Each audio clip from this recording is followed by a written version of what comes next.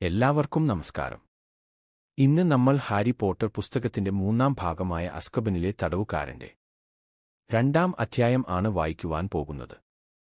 അധ്യായത്തിന്റെ പേര് ആന്റി മാർജിന്റെ വലിയ തെറ്റ്. അടുത്ത ദിവസം രാവിലെ പ്രഭാതഭക്ഷണത്തിനായി താഴേക്കിറങ്ങിയപ്പോൾ ഡർസ്ലി കുടുംബത്തിലെ 3 പേരും ഇതിനകം അടുക്കളമേശയ്ക്കു ചുറ്റും ഇരിക്കുന്നതായി ഹാരി കണ്ടു. അവർ ഒരു പുതിയ ടെലിവിഷൻ കണ്ടുകൊണ്ടിരിക്കുകയായിരുന്നു. വേനൽക്കാല അവധിക്കായി വീട്ടിലെത്തിയ ഡഡ്ലിക്ക് നൽകിയ സമ്മാനമായിരുന്നു അത്. സ്വീകരണമുറിയിലെ ടെലിവിഷനും ഫ്രിഡ്ജും തമ്മിലുള്ള ദൂരം നടക്കേണ്ടിവരുന്നതിനെക്കുറിച്ച് ഡഡ്ലി ഇടവിടാതെ പരാതിപ്പെട്ടിരുന്നതിനാലാണ് അവൻ ഈ സമ്മാനം ലഭിച്ചത്. ആ വേനൽക്കാലത്തിന്റെ ഭൂരിഭാഗവും ഡഡ്ലി അടുക്കളയിൽ തന്നെയായിരുന്നു ചെലവഴിച്ചത്. അവന്റെ പന്നിക്കുട്ടിയെപ്പോലുള്ള ചെറിയ കണ്ണുകൾ എല്ലായ്പ്പോഴും സ്ക്രീനിൽ പതിഞ്ഞുകിടക്കും. തുടർച്ചയായി ഭക്ഷണം കഴിക്കുന്നതിനാൽ അവന്റെ 5 താടികൾ ഇളകിക്കൊണ്ടിരിക്കും. ഹാരി ഡഡ്ലിയുടെയും അങ്കിൾ വേർണണിന്റെയും ഇടയിലായി ഇരുന്നു. അങ്കിൾ വേർണൺ വലിയ ശരീരവും കട്ടിയുള്ള മീശയും ഉള്ള ആളായിരുന്നു, എന്നാൽ അദ്ദേഹത്തിന് കഴുത്ത് വളരെ കുറവായിരുന്നു. ഹാരിക്ക് ജന്മദിനാശംസകൾ നേരാൻ ആഗ്രഹിക്കാതിരുന്നതു മാത്രമല്ല, ഹാരി മുറിയിലേക്ക് കടന്നുവന്നത് ശ്രദ്ധിച്ചതിന്റെ യാതൊരു ലക്ഷണവും ഡർസ്ലിമാരിൽ ആരും കാണിച്ചില്ല. എന്നാൽ ഹാരി ഇതിനൊക്കെ ഏറെക്കാലമായി പരിചിതനായതിനാൽ അതൊന്നും ശ്രദ്ധിച്ചില്ല. അവൻ ഒരു ടോസ്റ്റ് കഷ്ണം എടുത്ത് കഴിക്കാൻ തുടങ്ങി. തുടർന്ന് ടെലിവിഷനിലെ വാർത്താവതാരകനെ നോക്കി. അയാൾ ജയിലിൽ നിന്ന് രക്ഷപ്പെട്ട ഒരു കുറ്റവാളിയെക്കുറിച്ചുള്ള റിപ്പോർട്ട് അവതരിപ്പിച്ചുകൊണ്ടിരിക്കുകയായിരുന്നു. ബ്ലാക്ക് ആയുധധാരിയാണെന്നും അത്യന്തം അപകടകാരിയാണെന്നും പൊതുജനങ്ങൾക്ക് മുന്നറിയിപ്പ് നൽകുന്നു. ഇതിനായി ഒരു പ്രത്യേക ഹോട്ട്ലൈൻ ആരംഭിച്ചിട്ടുണ്ട്. ബ്ലാക്കിനെ എവിടെയെങ്കിലും കണ്ടാൽ ഉടൻ തന്നെ വിവരം അറിയിക്കേണ്ടതാണ്. അവൻ നല്ലവനല്ലെന്ന് പ്രത്യേകം പറഞ്ഞുതരേണ്ട ആവശ്യമില്ല. തടവുകാരന്റെ ചിത്രത്തിലേക്ക് പത്രത്തിനു മുകളിലൂടെ നോക്കിക്കൊണ്ട് അങ്കിൾ വേർണൺ മൂക്കുചുളിച്ചു. അവന്റെ രൂപം കണ്ടില്ലേ? ആ വൃത്തികെട്ട മടിയൻ. അവന്റെ മുടി നോക്കൂ. ഇത് പറഞ്ഞുകൊണ്ട് അദ്ദേഹം ഹാരിയിലേക്കു കടുപ്പത്തോടെ ഒന്ന് നോക്കി. ഹാരിയുടെ അലങ്കോലമായ മുടി എപ്പോഴും അങ്കിൾ വേർണണിന് വലിയൊരു ശല്യമായിരുന്നു.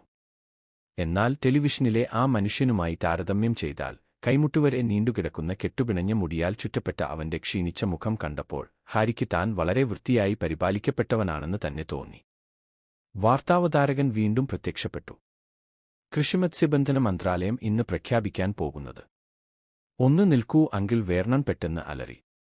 വാർത്താവതാരകനെ ദേഷ്യത്തോടെ നോക്കിക്കൊണ്ട് അദ്ദേഹം പറഞ്ഞു.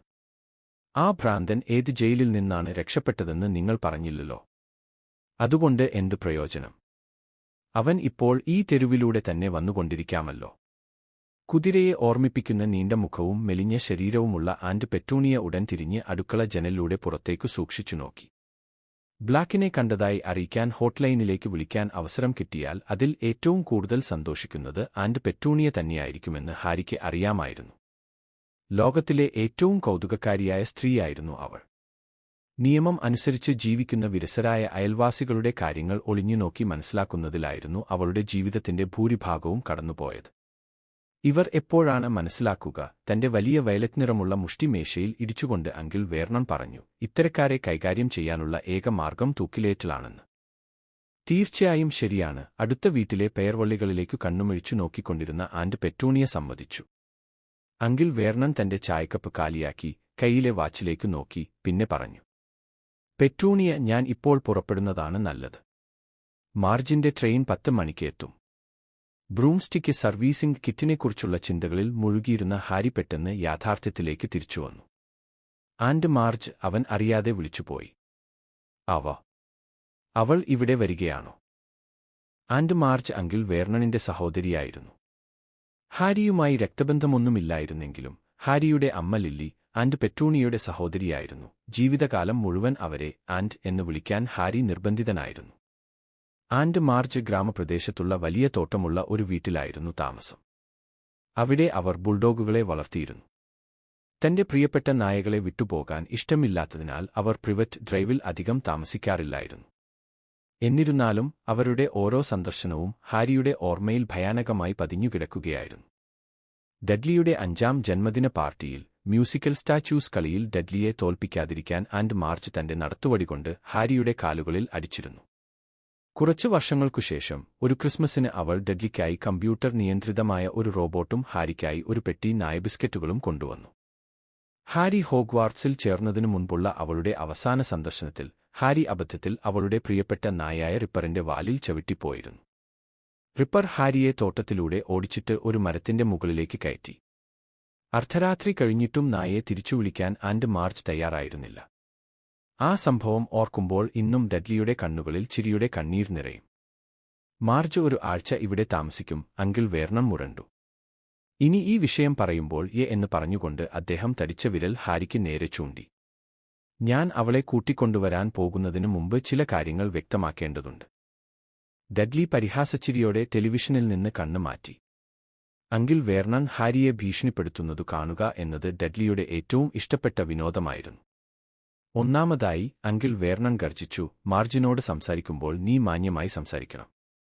ശരി, ഹാരി കൈപ്പോടെ പറഞ്ഞു, അവളും എന്നോട് അങ്ങനെ സംസാരിച്ചാൽ.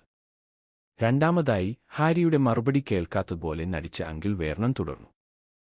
നിന്റെ അസാധാരണത്വത്തെക്കുറിച്ച് മാർജിൻ ഒന്നും അറിയില്ല, അതുകൊണ്ട് അവൾ ഇവിടെ ഉള്ളപ്പോൾ ഒരു വിചിത്ര പരിപാടിയും ഞാൻ കാണാൻ ആഗ്രഹിക്കുന്നില്ല.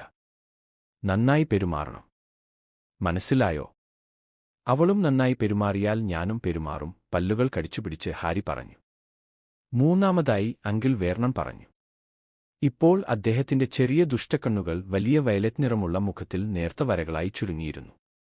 നീ പഠിക്കുന്നത് സെന്റ് ബ്രൂട്ട്സിന്റെ സുഖപ്പെടാനാവാത്ത കുറ്റവാളികളായ ആൺകുട്ടികൾക്കുള്ള സുരക്ഷാ കേന്ദ്രത്തിലാണ് എന്ന് ഞങ്ങൾ മാർജിനോട് പറഞ്ഞിട്ടുണ്ട്. എന്ത്? ഹാരി ഉച്ചത്തിൽ വിളിച്ചു.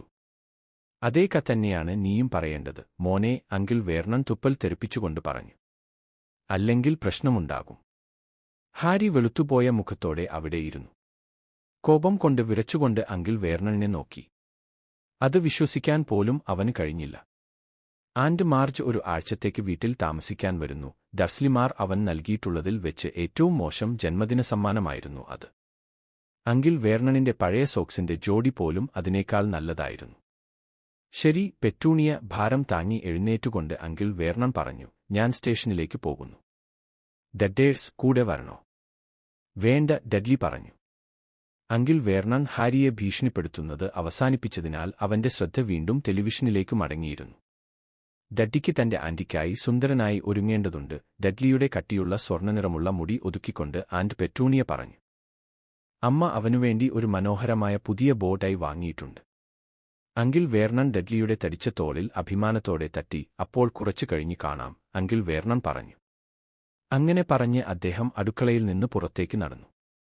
ഭയവും നിരാശയും കലർന്ന ഒരുതരം സ്തംഭനാവസ്ഥയിൽ ഇരിക്കുകയായിരുന്ന ഹാരിയുടെ മനസ്സിൽ പെട്ടെന്ന് ഒരു ആശയം മിന്നിത്തെളിഞ്ഞു. അവൻ കഴിച്ചുകൊണ്ടിരുന്ന ടോസ്റ്റ് അവിടെ തന്നെ ഉപേക്ഷിച്ചു. വേഗത്തിൽ എഴുന്നേറ്റ് അങ്കിൾ വേർണണിന്റെ പിന്നാലെ മുൻവാതിലിലേക്കോടി.